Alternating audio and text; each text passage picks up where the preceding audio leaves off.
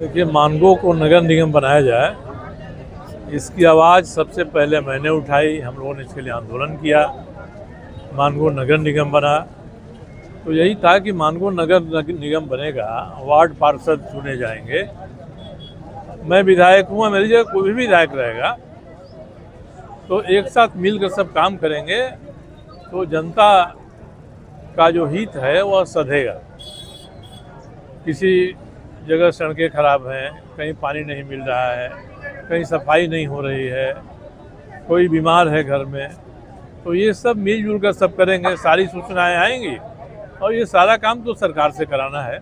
नगर निगम एक माध्यम बनेगा तो हम लोग मानगो को बेहतर तरीके से आगे ले जाएंगे। अब पहला चुनाव हुआ, इस चुनाव के बाद जो नगर निगम का गठन हुआ तो ये लगता है कि एक राजनीतिक प्रतिद्वंदता शुरू हो गई है।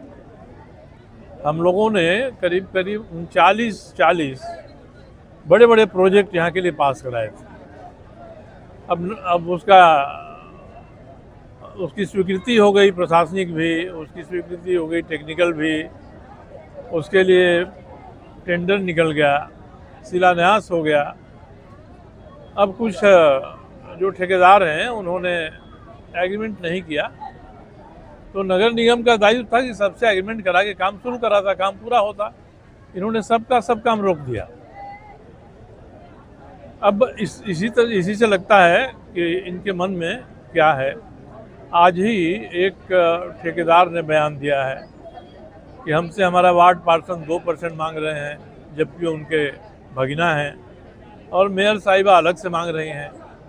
तो इस तरह से अगर नगर निगम चलेगा तो ये तो धन इकट्ठा करने का धंधा हो जाएगा।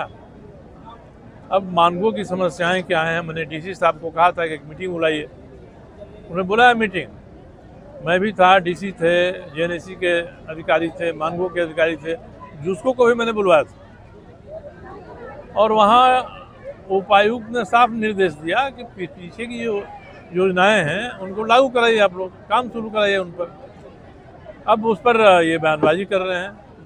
तो नगर निगम अगर अपने ही क्षेत्र में होने वाले काम को रोकेगा तो जनता क्या करेगी। देशबंधु लाइन में घुटना भर पानी हो जाता है बरसात में, उसकी योजना हम उन्होंने पास कराया था। कई जगह सड़कें हैं, बड़े बड़े स्कीम हैं। अब हमने कराया तो आपको अगर उसमें कमीशनें लेना है तो काम कराइए, पेमेंट तो आपको करना है, कोई पेमेंट तो हम लोगों को करना नहीं है। हमने योजना बनवा दिया, लागू कराइएगा तो ठेकेदार को पेमेंट आप करिएगा। अगर कमीशन ही लेना आपके चाहत में है तो जो कमीशन लेना हो लीजिएगा, ठेकेदार से बात करके। काम तो होना चाहिए जनता का। तो एक पहला है, हम लोगों को उत्तेजित किया इस मामले में कि साहब काम नहीं करेंगे आपका। अब बालीगुमा टंकी में पानी जाना था। हम लोग 6 साल से आवाज़ उठा रहे हैं कि जहाँ वाटर ट्रीटमेंट प्लांट है वहाँ से एक अलग पाइपलाइन ले जाइए बालीगुमा के लिए, ताकि सीधे वहाँ पानी जाएगा। इन्होंने क्या किया कि बीच में जो एमजीएम पानी टंकी में जाता है पाइप, उसी में छेद करके और बीच से वो पानी ले जाने की बात कर रहे हैं। या तो वहाँ नहीं मिलेगा, यहाँ नहीं मिलेगा। तो इस तरह की बात। इसका जब योजना नहीं स्वीकृत हुई थी उसके पहले इन्होंने शिलान्यास कर दिया जाकर। तो यही मैं कहता हूँ कि जो जनहित की योजनाएं हैं उनको लागू करिए। अब यहाँ एक अस्पताल बन गया, एमजीएम अस्पताल। इलेक्शन के पहले पूरा अस्पताल बना नहीं था, यहाँ पानी कहाँ से आएगा उसकी व्यवस्था नहीं थी। तो आज मेयर पति हैं, उसमें मंत्री थे, मुख्यमंत्री को बुलाकर उन्होंने उसका उद्घाटन करा दिया। और आज तक एमजीएम में पानी की व्यवस्था नहीं हो पाई है 2 साल। तो ये दिखाने के लिए काम करना, चुनाव में फ़ायदा लेने के लिए काम करना अलग है, और जनता के हित की बात करना एक अलग है।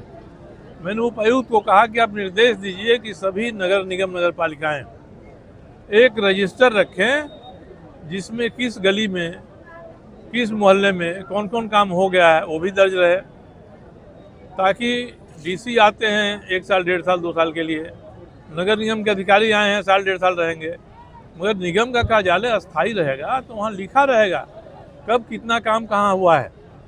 नहीं तो एक गली की सड़कें 3 बार बन जाती हैं और बाकी सब ऐसे ही रहता है। अब विडंबना है, खोज कर ऐसे अफसर लाए जाते हैं जो किसी खास आदमी का स्वार्थ पूरा कर सके।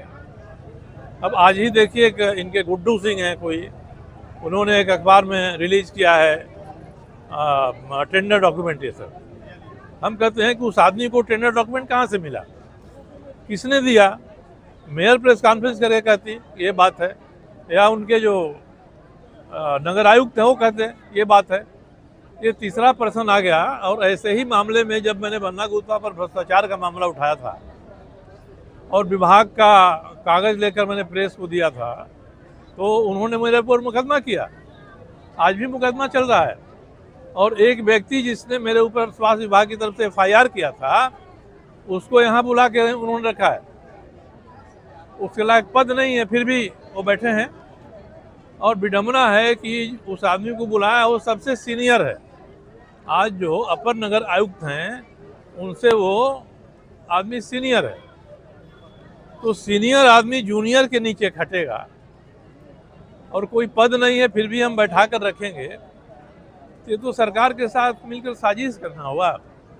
तो ये डरा रहे हैं कि हम अपने तरह के अफसरों को लाएंगे, आप लोगों की नहीं चलेगी। अरे हम लोगों का क्या चलना है, काम जनता का होना है। आपकी प्राथमिकता में मुद्दा अभी क्या रहेगा आपका आज की डेट में? आज की डेट में हमने कहा है DC को भी इन सबों के सामने कि निगम की कार्य प्रणाली को 2 भाग में बांटिए। पहली प्राथमिकता जन सुविधाएं हैं, पानी मिल जाए, बिजली मिल जाए, सड़क बन जाए, घर से पानी निकल जाए, नाला आधारित विकास नीति बनाइए कि हमारे घर का पानी कैसे घर से निकल के नाला के माध्यम चला जाए। एक पार्ट जन सुविधा का, और दूसरा पार्ट है क्षेत्र के विकास का। यहाँ योजनाओं पर बात करिए, योजनाएं तय कराइए, उसके लिए पैसा कहाँ से आएगा इसकी व्यवस्था कराइए। ये 2 भाग में काम करेंगे तो नगर निगम स्वस्थ काम करेगा। और आज हम तो देख रहे हैं, मानगो के लिए पीने के पानी की योजना बनी और सब जानता है कि अकेले संघर्ष करके मैंने बनवाया इसको। अब इसमें दिन पर दिन इसकी उन्नति होनी चाहिए। दिन पर दिन वो गताल खाते में जा रहा है। 4 साल 5 साल मैं इस क्षेत्र में नहीं था, तो जो लोग थे उन्होंने तो इसको थवसा दिया, बैठ गया। और आज इस स्थिति में है कि इसको उठाना फिर से बहुत कठिन काम है। मैंने विधायक फंड से 20 लाख रुपया देकर इंटेक वेल का काम कराया। मैंने प्रयास करके यहाँ सब जगह हाई पावर का मोटर लगवाया, ये सब किया। अब ये सब होने के बाद भी जो चलाने वाले लोग हैं उनको निर्देश है, पानी किसी घर में 12 बजे रात में जाता है, कहीं 2 बजे रात में जाता है, 10 मिनट के लिए जाता है, कहीं पूरा पानी जा नहीं रहा है। तो ये स्थिति इन्होंने बना दिया।